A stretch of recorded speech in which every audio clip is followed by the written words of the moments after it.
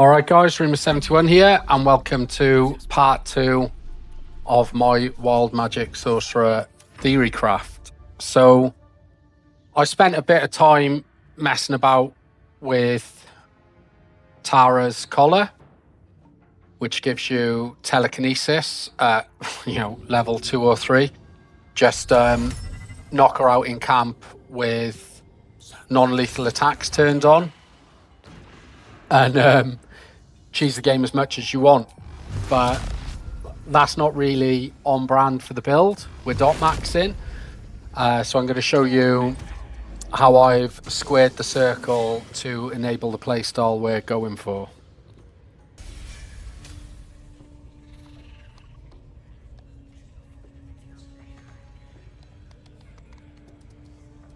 So in the last video I was messing about with fleet fingers, and the idea was do the tick damage, run away, let the ticks take effect. But strong toxins are quite hard to come across. Like, you can't realistically be using Wyvern toxin every fight. So I started looking at electrified water for tick damage. But obviously to use that you've got to stand in the middle of it. And the workaround that we've arrived at is one level of War Cleric for Create Water, and then Heavy Armor Master First Feat. So basically the Adamantine Splint, Heavy Armor Master First Feat, and Extended Blade Ward, you take no damage off any of these goblins. And one consequence of taking no damage is when you're attacked you don't bleed. So the water sparklers need you to be standing in water, and what makes them unreliable is you get attacked, it puts a blood pool at your feet, and then you don't generate charges on the next turn. But with this level of damage reduction, you're constantly keeping the water electrified, constantly stacking lightning charges. Yeah, and then on top of that, we're still playing around Extended Hunter's Dagger and, Wyvern Toxin. And, we're in the middle of Dror's room here. It looks a bit of a mess. But there's so many little instances of damage going on. You're going to see it ramp up quick. And, so he's got the Ruptured Wyvern Toxin. Electrified Water's doing work. And it's quite low resource. Just extend Blade Ward, extend Booming Blade. We're not casting from our spell book, so there's no risk of nasty wild magic surges. And I have died to a few, so I've been stress testing the build, and I've had some ridiculous, started a surprise round with Create Water and then been done with Resilient Sphere. Casting Featherfall next to a group of enemies and set them all on fire and aggroed them too early. So with this Wild Magic Sorcerer, you really do want to be, minimizing the spell casting, because bad things happen to good people. But we'll see how the fight plays out, and I'll just give you my thoughts as we pan through it.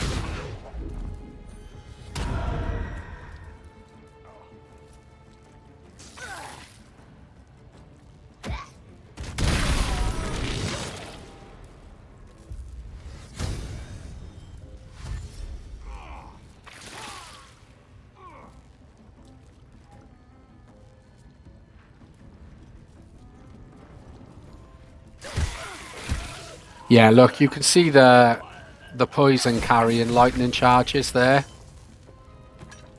It's it's really grinding him down. Try something else. We missed that there.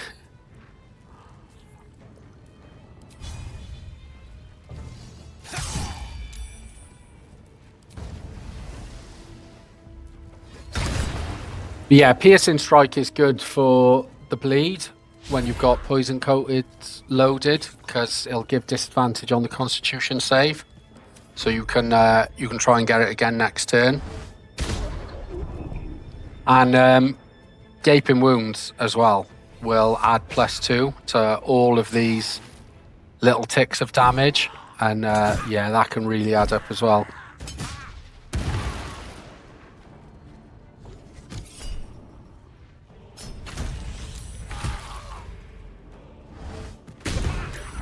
Yeah, Tide of Chaos is it's good, man.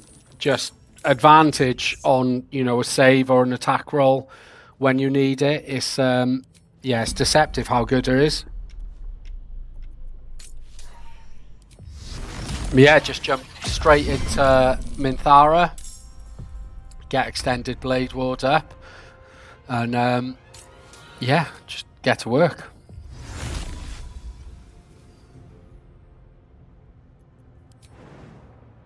Yeah, I do love theory crafting in this game, guys. Like, Heavy Armor Master first feat on a Sorcerer is, you know, it's not something you see too often, but it is absolutely the right answer to what I'm trying to do. So obviously the build that we're trying to craft is Dotmaxxing, which is tick damage over time. And to be able to do that, you have to be able to stay in fights over multiple turns. And what I found with the Fleet Fingers and the Boots of Speed combo, it was yeah, it's like driving a Formula 1 car. Like, one mistake and you're in trouble. And yeah, this damage reduction from Heavy Armor Master is yeah, makes the game trivial.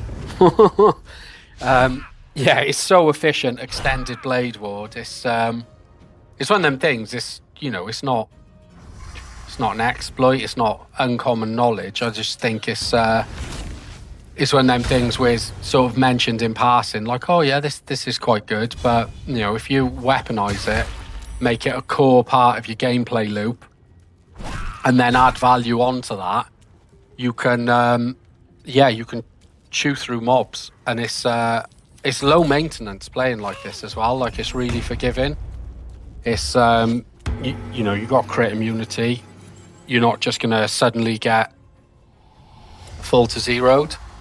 And yeah, one of the other things is I haven't taken shield. Like, I don't need shield. I've got damage reduction, and obviously with Sorcerer's limited choice of spell slots, it's let me take Phantasmal Force, and yeah, I'm going to be using that extensively. We're going to get that doing some serious work for us once we've got an acuity item. The thing I found with it is that just playing off your regular spell save in Act 1, they roll to save so often that it just feels bad. It feels like super inefficient. But yeah, once we get an acuity item, that's going to really enable us. I'm not sure if I'm going to use the Gloves of Battle Mage Power or one of the acuity hats, but I could have died there. Like, 100% bad positioning. But yeah, I think we're going to rush into Act 2, scoop up some items, and then stress test the progression against some hard fights. So I think I'll take on... I think I'll do the Thorns before the crash, and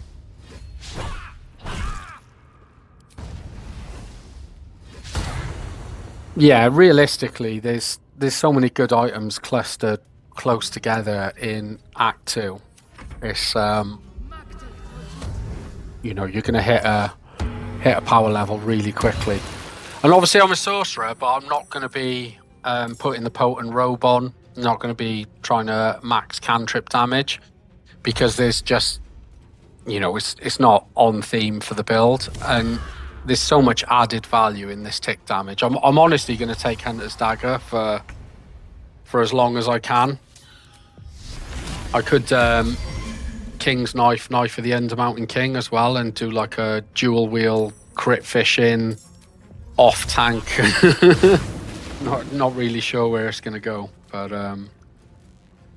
yeah, just create water, electrify it. Like I said, the the taking no physical damage and not leaving blood pools is yeah, it's a real enabler for the water sparklers. So Shadowblade doesn't leave blood either, so you can like one hit prone off it with Snowburst Ring. But yeah, not sure where it's gonna go. Like every gear slot feels really really competitive, but basically I'm absolutely satisfied that War Cleric 1, Sorcerer 4 with Heavy Armor Master is the way to go. And you see, we just like cruise through this. I'm not even concentrating, so there's it's gonna be loads of little misclicks and misplays. But yeah, thanks for watching, guys, and yeah, I should have some Act 2 items next, and yeah, I think once we've picked them up and see how we stand up against some Act 2 content, I think we'll basically speedrun into Act 3 and it'll just be a case of win more, you know? But yeah, see you in a few days. Thanks for watching. Take care.